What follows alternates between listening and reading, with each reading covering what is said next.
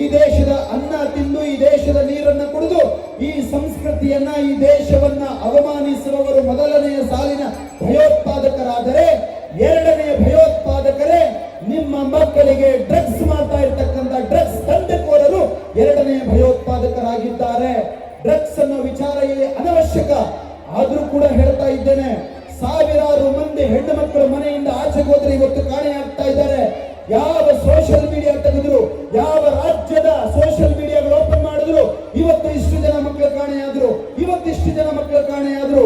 ಒಬ್ಬೊಬ್ಬರನ್ನ ಒಪ್ಪಿಸಿದ್ದೀರಿ ರೀ, ಆ ಒಬ್ಬರಿಗೋಸ್ಕರ ಪ್ರಾಣ ಕೊಡ್ತಾ ಇದ್ದೀರಿ ರೀ, ಆ ಒಬ್ಬೊಬ್ಬ ಮಕ್ಕಳಿಗೋಸ್ಕರ ಹಗಲು ರಾತ್ರಿ ಏನಿದೆ ಆರೋಗ್ಯವನ್ನ ಕೆಡಿಸ್ಕೊಂಡು ನಿದ್ದೆ ಬಿಟ್ಟು ದುಡಿತಾ ಇದ್ದೀರಿ ರೀ. ನಿಮ್ಮ ಇಡೀ ಸಂಪತ್ತು ನಿಮ್ಮ ಎಲ್ಲವ ಮಕ್ಕಳಿಗೋಸ್ಕರ. ಅವರನ್ನೇ ನೀವು ನೋಡ್ಕೊಳ್ಳದೆ ಇದ್ರೆ ಹೇಗೆ? ಯಾವನೋ ಬರ್ತಾನೆ ವಿದೇಶಗಳಿಂದ ಈ ದೇಶದ ರಾಜಕಾರಣಿಗಳಿಗೆ, ಈ ದೇಶದ ಅಧಿಕಾರಿಗಳಿಗೆ ಲಂಚವನ್ನ ಕೊಟ್ಟು ನಿಮ್ಮ ಮಕ್ಕಳಿಗೆ ಕೈಗೆ ಡ್ರಗ್ಸ್ ಅನ್ನ ಕೊಡ್ತಾರೆ. ನಿಮ್ಮ ಮಕ್ಕಳು ಆ ಡ್ರಗ್ಸ್ ಅನ್ನು ತಿಂದು, ಮಾನವನ ಮಕ್ಕಳು ತಿನ್ನೋದಿಲ್ಲ, ಅಧಿಕಾರಿಗಳ ಮಕ್ಕಳು ತಿನ್ನೋದಿಲ್ಲ, ರಾಜಕಾರಣಿಗಳ ಮಕ್ಕಳು ತಿನ್ನೋದಿಲ್ಲ. ಆ ಡ್ರಗ್ಸಿನ ದಂಧೆಗೆ ಬಲಿಯಾಗ್ತಕ್ಕಂಥದ್ದು ಮುಗ್ಧ ಸಾರ್ವಜನಿಕರಾದ ನಿಮ್ಮ ಪುಟ್ಟ ಪುಟ್ಟ ಮಕ್ಕಳು. ಸತೋತ್ತರ ಅಂದ್ರೆ ಸಾಯೋದಿಲ್ಲ, ದೈಹಿಕವಾಗಿ ಮಾನಸಿಕವಾಗಿ ಜೀವ ಇರುವ ಶವಗಳಂತೆ ನರಳಾಡಿ ನರಳಾಡಿ ಅದೆಷ್ಟೋ ಡ್ರಗ್ಸಿನ ಆ ಮೈಯಲ್ಲಿ ಹತ್ತಿಸ್ಕೊಂಡಿರತಕ್ಕಂಥ ಆ ಅಫೀಮನ್ನು ಹತ್ತಿಸ್ಕೊಂಡಿರತಕ್ಕಂಥ ಯುವಕ ಯುವತಿಯರು ಹುಟ್ಟಿಸಿದ ತಂದೆ ತಾಯಿಗಳ ಮುಂದೆ ನೀವು ಪ್ರಾಣ ಬಿಡ್ತಾ ಇದ್ದಾರೆ. ಒಂದು ಮಾತು ನಿಜ, ಹೆತ್ತ ತಂದೆ ತಾಯಿಗಳ ಮುಂದೆ ಮಕ್ಕಳು ಪ್ರಾಣ ಕಳ್ಕೊಳ್ತಾರಲ್ಲ, ತಮ್ಮ ಹೊಟ್ಟೆಯಲ್ಲಿ ಹುಟ್ಟಿದ ಮಕ್ಕಳ ಸಾವನ್ನ ತಂದೆ ತಾಯಿಗಳು ನೋಡ್ತಾರಲ್ಲ, ಅದಕ್ಕಿಂತ ದುಃಖ ಜಗತ್ತಿನಲ್ಲಿ ಬೇರೊಂದಿಲ್ಲ.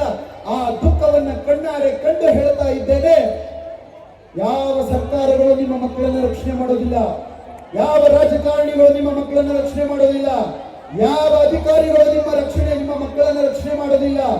ಆ ಡ್ರಗ್ಸಿನ ಮಾಯಾಜಾಲದಿಂದ, ಡ್ರಗ್ಸಿನ ವಿಷದಿಂದ ನಿಮ್ಮ ಮಕ್ಕಳನ್ನ ದಯವಿಟ್ಟು ನೀವೇ ಕಾಪಾಡಿಕೊಳ್ಳಿ.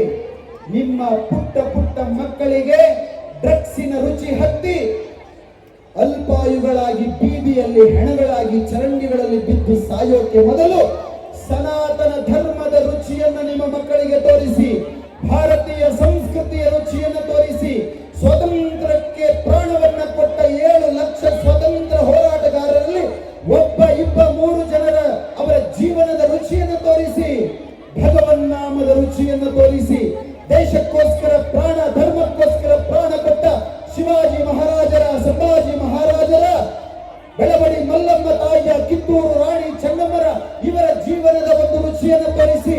ಯಾವತ್ತಿಗೂ ಕೂಡ ನಿಮ್ಮ ಮಕ್ಕಳು ಅಲ್ಪಾಯುಗಳಾಗೋದಿಲ್ಲ. ನಿಮ್ಮ ಮಕ್ಕಳು ಡ್ರಗ್ಸಿನ ರುಚಿ ನೋಡಿದ್ರೆ ಅಲ್ಪಾಯುಗಳಾಗ್ತಾರೆ.